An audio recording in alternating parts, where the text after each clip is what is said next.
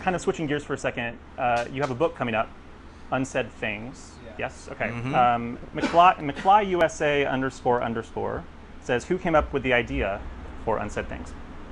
Well, we've always took like there's so many stories, and having been in a band for 9 years.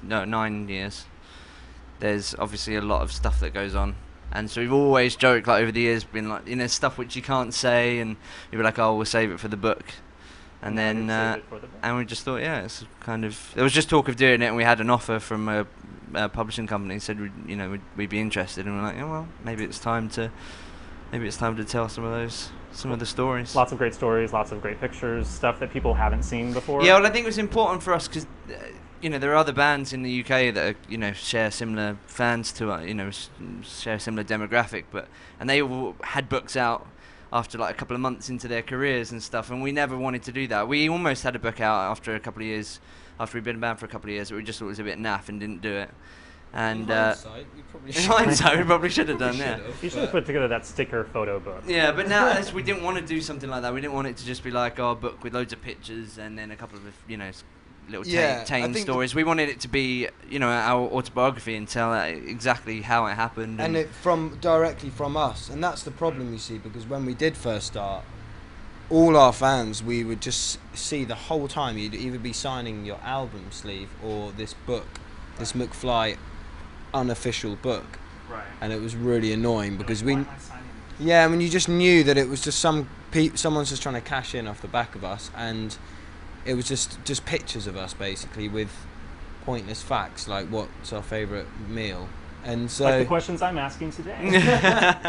So now we feel like we've actually told a story of it's nearly, well, it's 10 or 11 years long, this story, because it goes right back to when Tom first met, Danny, and that's a long time ago. So.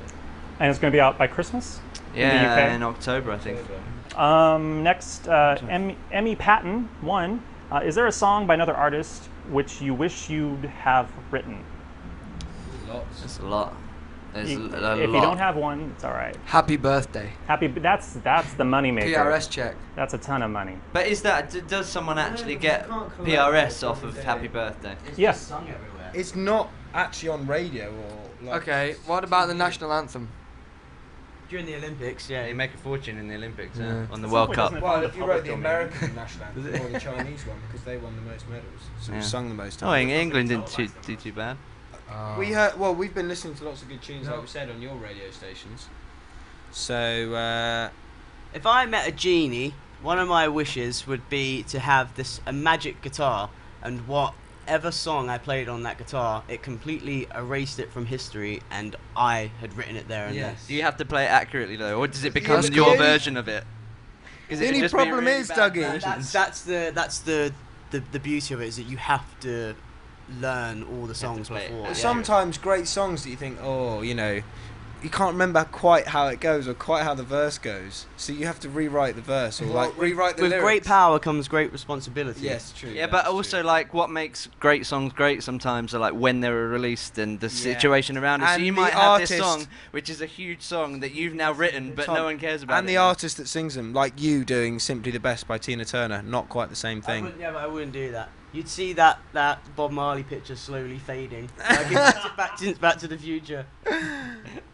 I'm sure a lot of music fans will be disgusted by that. But they wouldn't know, because that's part of the genie's wish. They like wouldn't know. It's erased from history. Star Kid McFlyer says, how would you describe the sound of your new album, if you can even describe the sound? It's such a question that everyone asks, but for the last album, there was a kind of sound in quotes. and it was different to all our other very stuff. different. Whereas this album, I think, feels a lot more how I am, because even in my head, the last album didn't really it felt like a departure from our normal stuff. It was, but it was good. Yeah, but I'm not saying that was a bad thing, but I think we could even tell that it was like that, whereas on this new stuff, for me, it just sounds exactly how McFly sound. Yeah, it's very live as well. It's very much how we would do it. Like in the studio, the four of you. Yeah. All right, next, McFly Metro says, Love is Easy sounds like a song Tom played on web chat called Eastern Side. Were they written around the same time? But you said you did this a couple weeks ago. Well, yeah, the verse is actually that verse from that song. And That's why it sounds And familiar. I rewrote it, yeah, for this. What's Yeah. Eastern Side? It's a song that was what the Love Is Easy was originally. From the East Side. No, it goes On the eastern side. something like that. I played it to you ages ago. Looking at the sky, Oh, I I know. see the sunset on the Where's the Love Is Easy eastern bit? side. Well, that was what I rewrote. Oh no, but what's the verse? So you wrote the verse of Love Is Easy. Oh no, that wasn't that song. That was the other one. That's what's the other one? What's the verse? Yeah. Yeah. Hypnotized. That was that verse. Yeah. So That's they're another wrong. whole nother song. So they're wrong. But yeah, so they're wrong. You're wrong. You're wrong. We're sorry, McFly, Metro. Don't. Very good trivia though. Yeah. It's good trivia. M. Magdalena G says, will the new album have collaborations with other artists? It's not really at the your moment thing, it doesn't generally. know, but They're anything's open to the possible. idea. If Springsteen Yeah. wants to call, Oh, exactly. why not? If we're available. Pointer with 5 R's at the end. I know that girl on Twitter. Courtney, as a Courtney. What inspired you to get the Y.M.C.A tattoos? They're amazing. Y.M.C.A. tattoos. Yeah, don't forget the. Don't Well, forget I the- Don't forget don't the- know, with the way this one's going, It's I not think gonna it might be- just be YMC. What's happening It's to your got foot? infected and dry. Oh, that's not good. When we played the show, afterwards I took my sock off, and half of the tattoo was kind of stuck to the sock. So Okay. it's just gonna. Might be another letter in a couple days. Yeah.